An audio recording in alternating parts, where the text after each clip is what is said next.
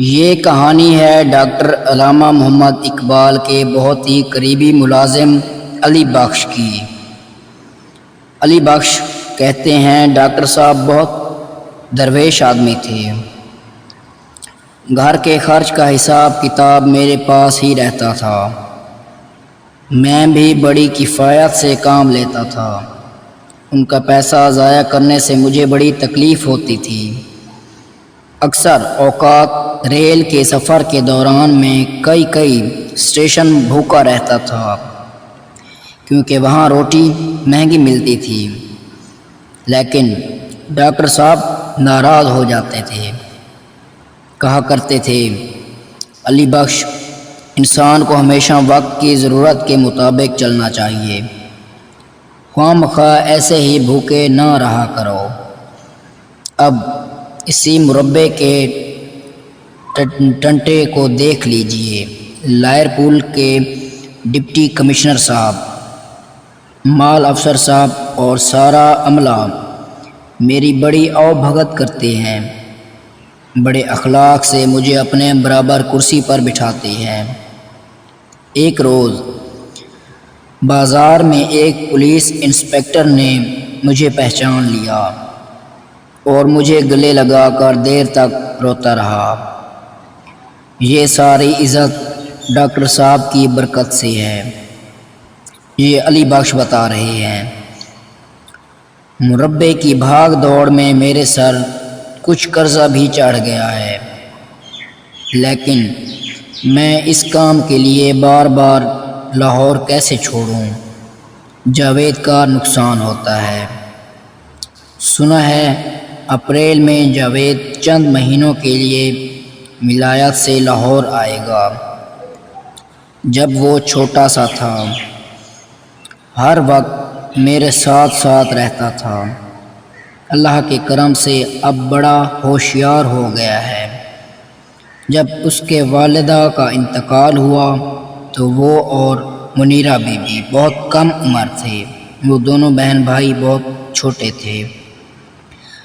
Doctor صاحب نے nurse کے لیے اشتہار دیا، بے شمار جواب آئے۔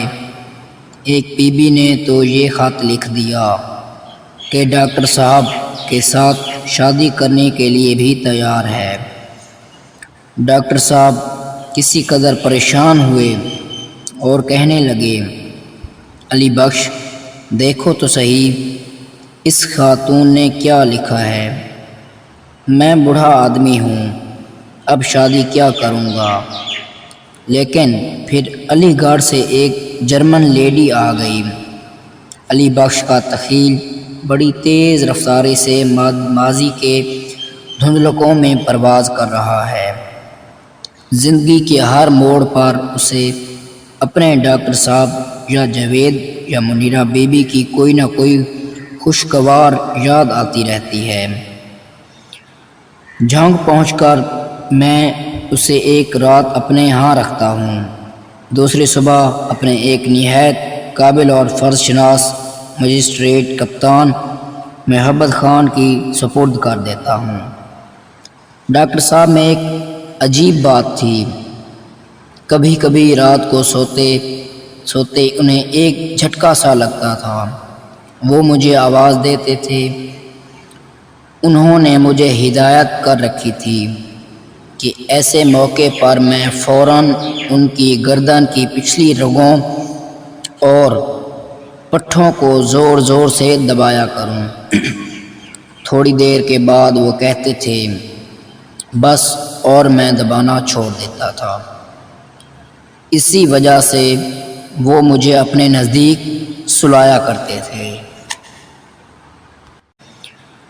جھانگ پہنچ کر میں اسے ایک رات اپنے ہاں رکھتا ہوں، دوسری صبح اپنے ایک نہایت قابل اور فرض شناس مجسٹریٹ کپتان محبت خان کی سپرد کر دیتا ہوں۔